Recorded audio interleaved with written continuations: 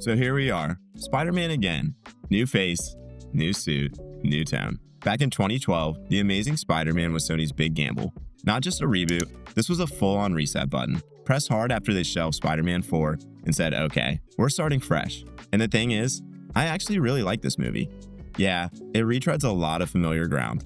We're doing the origin again. We've got another dead uncle, another Oscorp conspiracy, another dude turning into a creature. But somehow, it still works. It has a voice of its own flavor, and in some ways, it might be the most emotionally grounded Spider-Man movie we've gotten. This is The Amazing Spider-Man, and I think it deserves more love than it usually gets. We all have secrets. The ones we keep. And the ones that are kept from us.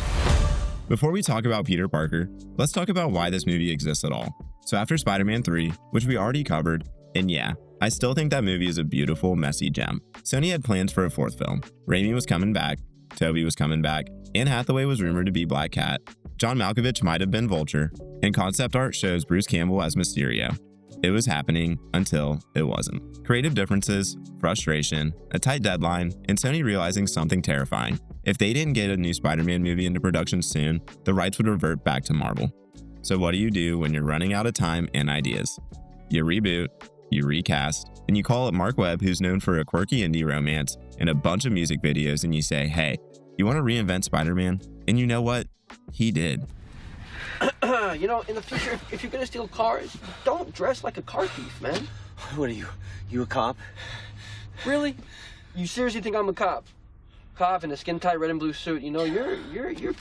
Let's talk about Andrew Garfield. When this was first announced, I remember the reactions being all over the place. People were like, he's too old, he's too hot, this guy is British. And yeah, let's be honest, this Peter Parker is definitely cooler than your average nerd.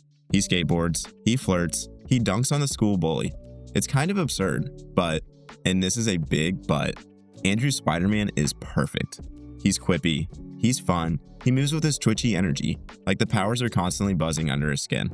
The scene where he's messing with the car thief, that's Spider-Man. That's what I wanted to see. Crouch! Just let me go. Is that a knife? Is that a real knife? Yes, it's a real knife. My weakness, it's small knives. Just let me go. Anything but knives! In the emotional beats, he nails them. Garfield brings a rawness to Peter that's different than Tobey's wide-eye approach. He's wounded, he's carrying a lot of weight, and it's believable.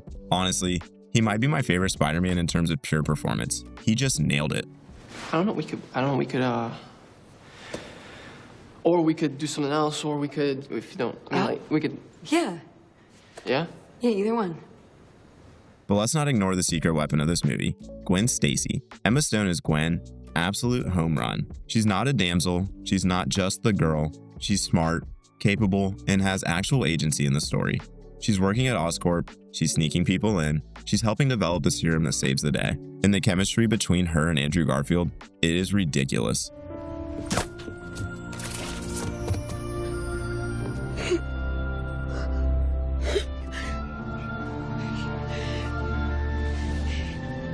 And yeah, we all know they were dating in real life at the time, but even on paper, these characters work together. Their scenes have a playfulness that's totally charming. The awkward hallway flirtation, the rooftop moment, it's romantic without being cheesy. And when things get heavy, when Peter starts pulling away because of Captain Stacy's warning, you feel that heartbreak. It's not just a superhero's love interest, it's a relationship that matters. He believed that if you could do good things for other people, you had a moral obligation to do those things. That's what's at stake here. Not choice, responsibility. So we have to talk about the elephant in the room. It's another Spider-Man origin story. Bitten by a spider, dead Uncle Ben, discovering responsibility, all of it again. And while this version does put a slight spin on things, like Peter's parents given a mysterious backstory, the spider isn't just random, and how the Oscorp conspiracy angle is introduced, it still covers a lot of familiar ground, which begs the question, did we really need to see this again? But here's where I give Mark Webb credit. He makes it feel different. The way Peter stumbles through figuring things out, the way he uses his intellect to build the web shooters, the DIY nature of the costume, it feels smaller, more intimate, and more grounded. It's less about the chosen one narrative, and more about a kid trying to make sense of who he is. And that plays into the tone of this film. It's moodier, more emotionally introspective. It's not afraid to slow down and let us sit with the characters. Yeah, it's a retread, but it's a well-executed retread, and that makes a difference. Don't make me have to hurt you! Now let's talk about our scaly antagonist, Dr. Kurt Connors, the Lizard. Right off the bat, I love the choice to not reuse a villain from the Raimi trilogy. We've done Green Goblin, Doc Ock, and Sandman. So going with Lizard, a character who's been teased in the Raimi films but never fully realized, was a great move. Rhys Ifans plays Connors with a nice balance of warmth and menace. He's not evil, he's just obsessed.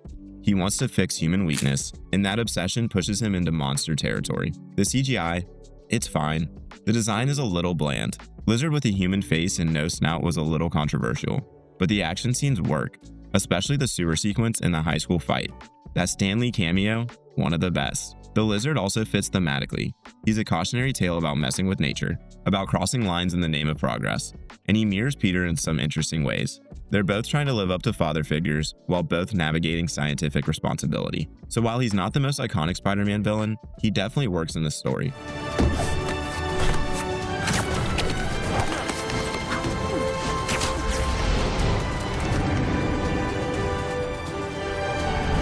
If Raimi's Spider-Man trilogy felt like a heightened comic book fairy tale, The Amazing Spider-Man is a grounded, romantic coming-of-age drama with superhero stuff baked in. There's a certain tone that runs through the movie. It's not a joyless film, but there's always a sense of loss. Peter's parents, Uncle Ben, the growing weight of his choices. Visually, it's stunning. Cinematographer John Schwartzman gives the movie a clean, modern look, more shadows, more lens flares, more cool blues. It's a little Twilight adjacent at times, but it feels deliberate.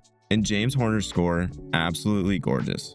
It's not as iconic as Elfman's, but it's tender and sweeping. It gives the film an emotional heartbeat. The tone isn't for everyone. Some people miss the camp and the color of Raimi's films, but personally, I respect the pivot. It lets this version stand on its own.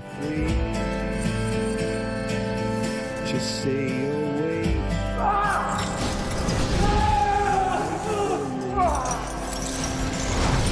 Let's run through some of the standout moments real quick.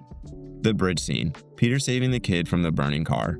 It's the first real hero moment, and it's beautifully done. The POV swinging. Some say it's a bit gimmicky, but it gave us a new perspective that felt immersive and cool. I actually wish we still got more of this. The final fight on Oscorp Tower. Maybe a little CGI heavy, but the emotional stakes are there. Gwen's involvement, the antidote, the race against time. It works. Captain Stacy's death.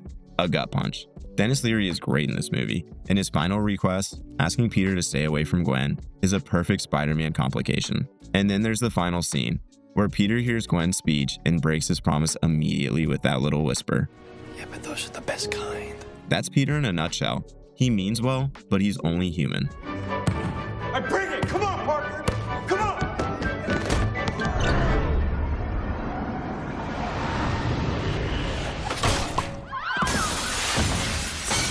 As much as I like this movie, it's not without flaws. The pacing in the first act can feel a little slow. We're spending a lot of time on brooding and skateboarding and vague conspiracy teases. And yeah, it's still a reboot.